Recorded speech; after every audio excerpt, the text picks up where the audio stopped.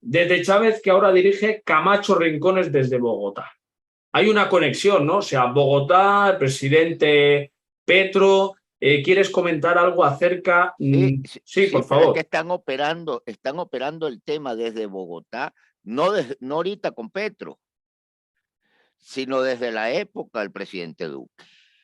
Y mucho antes, con Santos. Y bueno, vamos a recordar, ¿quiénes estaban en las reuniones en la Casa de Nariño y en Miraflores cuando se reunían Chávez y Santos? La canciller Holguín por Colombia, el que era canciller de Chávez, Nicolás Maduro, y Alex Saab. Vamos a ver porque acabas de decir, o sea, palabras tuyas. Eran los 5 que se reunían, Han los 5. nombrado a Saab. Vamos a ver. Yo no quiero ahora desviar el tema, pero quiero preguntarte una cosa sobre Alex Saab que me parece extraña. Pero extraña de verdad. O sea, si alguien me lo puede responder, y espero que seas tú porque eres una persona especialista, como muchos especialistas que son exiliados, pero que tienen conocimiento. Vamos a ir al hecho. Además, es política pura y dura. Alex Saab está en Estados Unidos preso. Si no me falla la memoria, el hombre está a la espera de un juicio. Pero él dice que como es diplomático, y esos son datos oficiales, que no me lo estoy inventando, dice que lo tratan mal, que lo tienen aislado y además la última foto de Alex Saab tenía el pelo largo. ¿Pero qué pasa? ¿Por qué Alex Saab, si tiene tanto poder, que es la pregunta que te voy a hacer, señor Abdel, porque Alex Saab no llega a un acuerdo con quienes le pueden proteger? Porque, vamos a ver, este hombre tonto no es. O sea, tú has nombrado al que era canciller en aquel entonces, el señor Nicolás Maduro, que ahora es el que está como el mandamás, pero me preocupa Alex Saab, porque en Venezuela, supuestamente, cuando a este señor dicen que ha sido detenido, el gobierno entra en cólera, porque Alex Saab puede tirar de la manta. Tenemos dos casos curiosos, que son los dos hombres más poderosos, Pollo Carvajal, que estaba en la inteligencia y contrainteligencia, y luego también Alex Saab, como diplomático, porque él decía que era diplomático. Ahora te pregunto, ¿este señor va a tirar de la manta? ¿Va a negociar con América a cambio de que no le maten? Esa es la pregunta. Bueno, la pregunta es bien interesante. Yo creo que aunque en Estados Unidos existe separación de poderes, independencia y autonomía de los distintos poderes del Estado, sí, la administración Biden no creo que quiera perjudicar mucho a esas piezas. Incluso se habla hasta de minimizar las sanciones, aunque dicen que sí, después dicen que no, pero ahí están en ese juego macabro.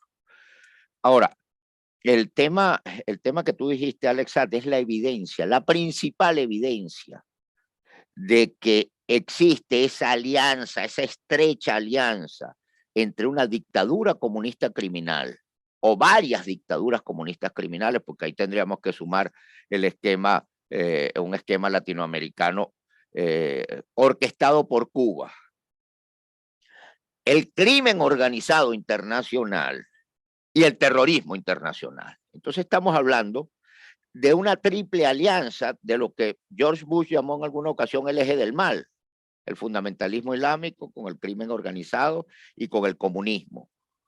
Pero no es nada más eso, sino que también aprovechan el aparato de contrainteligencia e infiltración, se nutre de información que le da el crimen organizado, que le da el terrorismo, que le dan las mismas fuentes oficiales de los regímenes dictatoriales, y aparte ellos nutren de información de la que recaban en su esquema de contrainteligencia, nutren al terrorismo, nutren al crimen organizado. Y cuando estamos hablando del crimen organizado, y por eso lo preocupante que las reuniones entre dos presidentes y dos cancilleres las dirigiera Alex Saab, que es un criminal, pero el tema no es nada más la criminalidad de Alex Saab, sino hasta dónde llegaba. Era el jefe del esquema de tráfico de drogas en Latinoamérica. Yo diría que en Iberoamérica, por algunos enlaces y vínculos, del tráfico mundial de combustible, y por eso tenía el pasaporte diplomático, del tráfico de esmeraldas en Colombia, del tráfico de oro, diamante, torio, coltrac, uranio de Venezuela, y también del tráfico humano, de la trata de personas y del tráfico de armas. Alex Saab era el jefe de todo y todo lo operaba desde Venezuela. Por Hay eso algo la importante. importancia. Abdel, perdona que te interrumpa. Has nombrado tráfico humano. Tráfico de trata de personas. Te hago la pregunta. ¿Qué papel jugaba Alex Saab y qué casos conoces que puedas decir este caso estaba Alex Saab? O sea, que tú puedas confirmar, no lo que dicen en los foros, no, es decir, el dato, porque has nombrado trata de personas, que eso ya es lo más inhumano que hay. Por favor, perdona que te haya Mira, interrumpido, te pido disculpas, he invitado a Abdel mira, Pereira. hay Sí. expedientes en la Fiscalía colombiana de trata de personas de esa red dirigida por Alex Saab. Hay varios expedientes. Incluso el esquema de trata de personas no era nada más para la esclavitud, la macabra esclavitud humana y sexual, sino también cuando estamos hablando de trata de personas, estamos hablando de una red que se aprovecha del dolor de las poblaciones para establecer alcabalas y pases en las fronteras latinoamericanas. Y recordemos que el primer caso, por eso es que dice que Venezuela viene del futuro, el primer caso que empezó a tener desplazados en Latinoamérica, porque sí, en efecto, había antes de Chávez en Latinoamérica, este esquema, por ejemplo, de los desplazados, que eran poblaciones pequeñas que se desplazaban de Colombia a Venezuela por el tema de los ataques de la guerrilla, del narcotráfico, etcétera. Pero ahorita estamos hablando de un esquema de desplazados en masa. Así como en Venezuela también podríamos estar hablando de crímenes de lesa humanidad como el exterminio. ¿Y qué es el exterminio? El exterminio no es nada más arrasar con bombardeo una población. El exterminio es dejar morir a una población por hambre y por falta de medicinas. Entonces estamos hablando de que esta red también lucra de ese esquema macabro del crimen organizado, entre comillas, organizando la migración entre fronteras. Y ejemplo de eso lo estamos viendo ahorita con los grupos del crimen organizado, que esos son parte de esa red criminal internacional, lucrando en el Darién, en la selva del Darién, entre Panamá y Colombia, y lucrando con el tema del pase en Centroamérica por las fronteras, porque ya no es Venezuela nada más la que está siendo desplazada. No te imaginas el número de colombianos que ya con las acciones de Petro están saliendo de Colombia.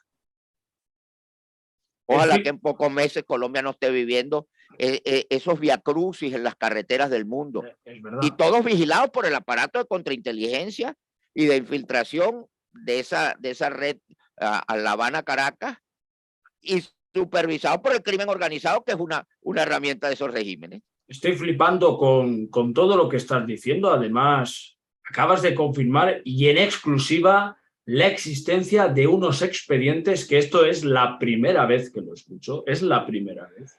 Porque siempre se ha hablado, ¿no?, de la droga, bueno, la prostitución, bueno, ya sabemos cómo se las gastan en ciertos sectores privados de poder. Caso de Colombia, el tráfico de esmeraldas en Colombia, sí.